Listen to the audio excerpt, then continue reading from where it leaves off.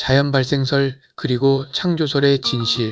모든 생물은 생명을 가지고 있으며 인류 또한 생명을 가진 생물계의 일원입니다. 이 생명이 지구에서 어떻게 시작되었는지를 고찰하는 자연과학적 학설들은 인간이 다시 한번 생명에 대한 경외심을 갖게 합니다. 1. 생명의 특성. 아직까지 자연과학 안에서는 생명에 대한 일괄되고 확실한 정의가 불가능합니다. 그러나 자연과학은 생명체가 지니고 있는 다음과 같은 특성을 통해서 생명을 이해하고 있습니다. 1. 무질서한 세계는 더욱 혼란한 상태로 되려는 경향이 있지만 생명은 이러한 추세에 저항하여 정돈되고 조직화되려는 경향이 있습니다. 이 생명체는 환경에서 화학 물질과 에너지를 얻어 자신의 성장과 유지에 이용합니다. 3. 생명체는 복제에 의해 자신이 지닌 유전 암호를 다음 세대로 전달합니다. 4. 생명체는 환경의 특성을 감지하여 반응하고 이로운 방향으로 자신을 조절하여 반응합니다. 5. 생명체는 항상성이라는 안정된 정상 상태를 유지하려는 경향이 있으며 물리적으로 일정해지려는 경향이 있고 민감성과 반응의 복잡한 체계를 통해 유지됩니다.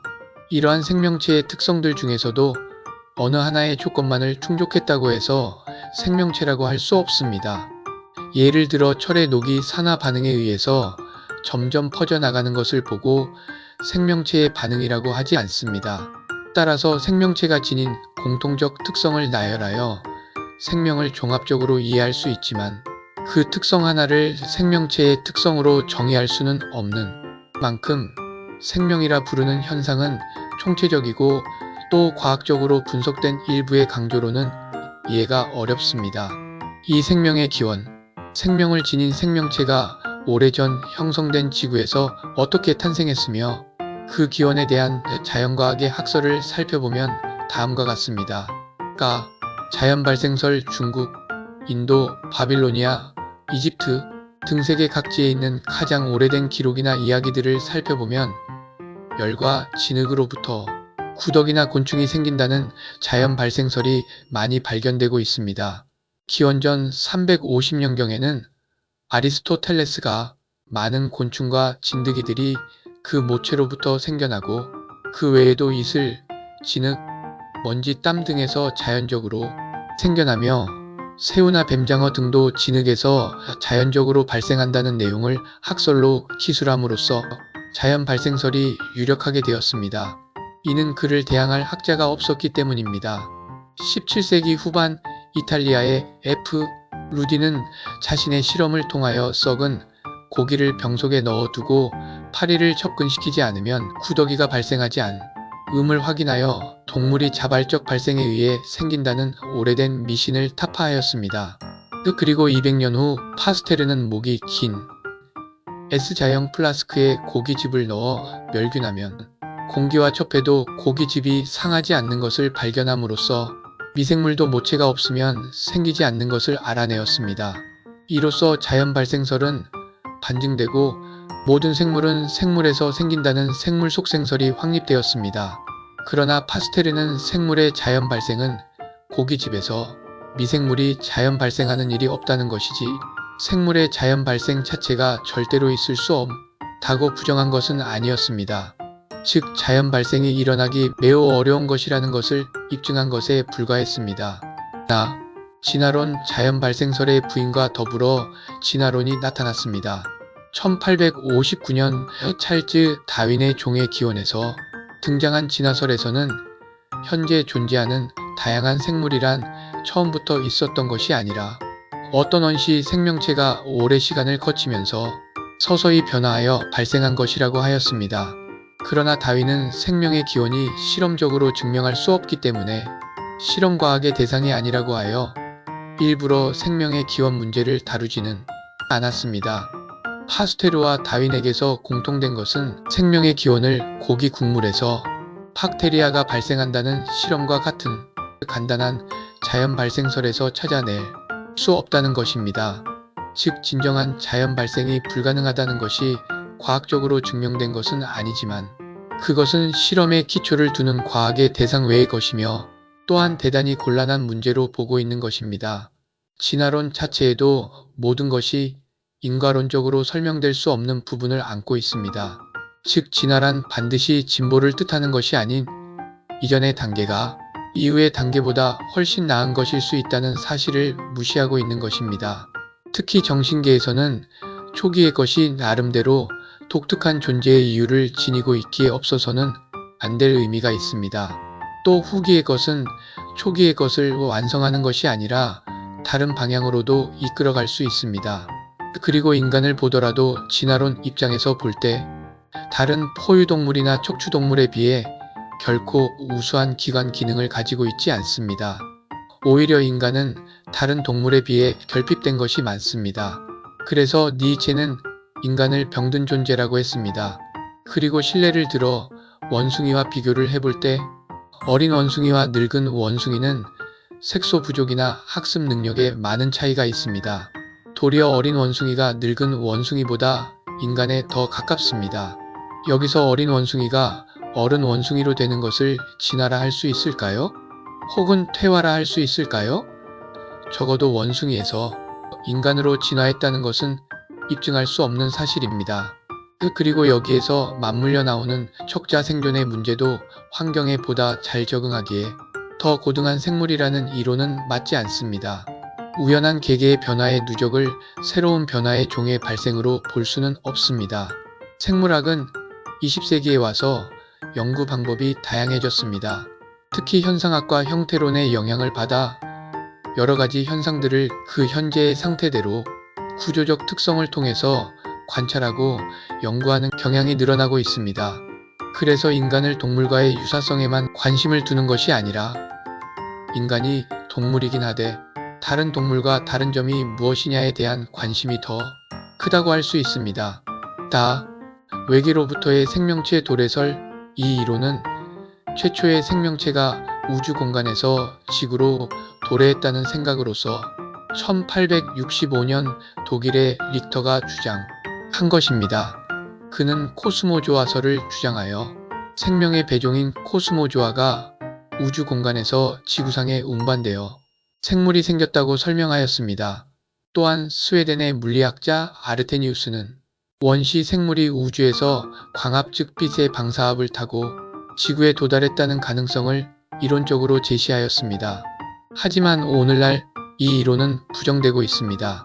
우주 공간에 존재한 고에너지 방사선에 견딜 수 있는 생명체는 생각될 수 없기 때문입니다.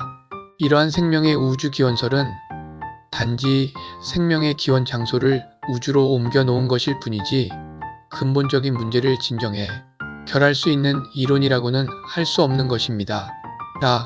화학적 진화설 생명의 기원에 대한 여러 가설 중 가장 널리 인정받고 있는 것은 지구의 원시 생명이 유기물의 진화로 일어났다는 러시아의 오파린 학설입니다. 오파린은 유기화합물은 생물이 지구상에 출현하기 전 이미 생성되어 있었고 이 화합물에서 생명이 발생했다고 보았습니다. 이 이론의 내용은 원시 지구는 생명이 없는 물질의 세계였으나 이 물질들의 계속적인 화학 변화를 통하여 유기물, 질들이 생성되었고 코아세르베이트를 거쳐 원시 생명이 발생하였다는 내용을 근거로 합니다. 코아세르베이트란 단백질과 같은 친수콜로이드라 부르는 종류의 분자에 알코올이나 염을 천천히 가하면 상분리라는 현상을 일으켜 콜로이드 분자가 많이 모여 작은 액적을 만드는 현상이 있는데 이를 코아세르베이트라 합니다. 코아세르베이트는 자손을 남기는 능력으로 대사를 한다는 점에서 생명의 특성을 어느 정도 만족시키고 있습니다. 원시 지구의 재현 속에서도 우연히 태어나지 않는 생명성을 알아봅니다. 자연의 생명 합성을 흉내내기 위해서 가상의 원시 지구 상태를 만들어 그때의 화학 반응을 재현해 봄으로써 화학적 진화설을 뒷받침하던 유리 밀러라는 유명한 실험이 있습니다.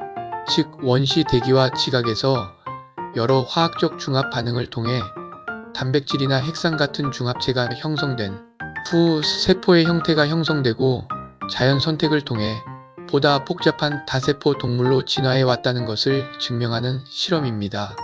그러나 아미노산이 우연히 다른 아미노산을 만나서 단백질과 같은 배열이 이루어졌다는 우연을 가정해 볼 때 이 같은 실험은 이 우연을 믿는 방식으로도 도저히 불가능한 것이 사실입니다.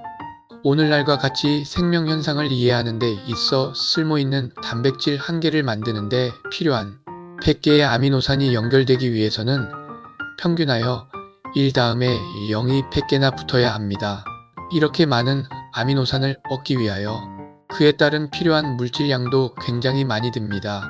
실제로 쓸모있는 단백질을 한 개만 만드는데도 수치적으로는 우주에 있는 총물질 전부를 써버려야 한다는 계산이 나옵니다. 작은 분자 하나라도 이러한 실정인데 하물며 11억 년 동안의 생물까지 우연한 결합에 희망을 걸어서는 안 된다는 것이 분명합니다. 또 중요한 것은 원시 지구상에서 아미노산이나 당, 염기 등이 합성되었다는 것을 안다고 해서 그것이 곧 생명의 탄생이라고는 할 수 없는 것입니다. 이 화합물은 문자 그대로 생명을 구성하는 재료에 불과한 것입니다. 즉 아미노산이나 당, 염기 등을 섞어서 흔들어도 생명은 태어나지 않는 것입니다. 이러한 실험들은 생명을 만드는 부품을 입수한 데 불과한 것입니다. 이렇게 과학적 학설과 주장들 안에서 분명한 것은 생명의 기원과 본질에 대해서 과학이 명확하게 증거를 가지고 밝혀줄 수 없다는 것입니다. 때문에 생명 현상을 연구하는 생명, 과학이 생명의 본질과 기원을 다루는 데 있어 그 한계가 자연스럽게 드러나고 있는 것입니다. 왜냐하면 생명의 출현은 과거 단 한 번 일어난 유일한 사건이며 자연과학은 규칙적으로 반복적으로 일어나는 현상만을 연구 대상으로 삼을 수밖에 없으며 엄격히 실험과학의 증명의 대상이 될 수 없기 때문입니다. 설사 과학자들이 생명의 기원을 문제에 삼는다고 해도 처음부터 생명에 대한 어떤 형이상학적인 이해에 의거하는 것이기 때문에 생명의 본질에 대한 이해는 철학적이거나 종교적인 이해의 전제를 요구할 수밖에 없습니다. 결국 이성적으로도 우주와 모든 생명은 하느님이 창조하셨고 과학적, 신학적으로 이러한 창조는 기적이었다라고 고백할 수밖에 없습니다. 이렇게 생명에 대한 연구와 추적은 인간으로서 지닌 인식과 능력의 한계를 알게 하고 우리 존재와 관련된 근본적인 물음을 제기시킴으로써 올바른 생명관에 대한 윤리적 태도를 요청하고 있습니다. 생명의 신비는 인간의 인식 안에서 항상 미지로 남아있는 문제들이지만 이러한 문제가 인간을 방관자로 예외시켜 피상적으로 지켜보아야 하는 상황만을 제시하는 것이 아닙니다. 생명의 신비에 대해서 외면해버린 결과라 할 수 있는 과거의 생체 실험이나 안락사 등은 분명히 생명체로서 인간이 살아가는 권리를 막는 행위들인 것입니다. 결론적으로 생명이 유지되는 생존 원리와 그 시원의 신비감 앞에 경외심으로 느낄 수 있는 가치가 인간에게 항상 열려 있다면, 그래서 절대자 앞에서 인간의 한계를 인정할 수 있다면 오늘날 만연되고 있는 생명 경시 풍조의 상황은 극복될 수 있을 것입니다.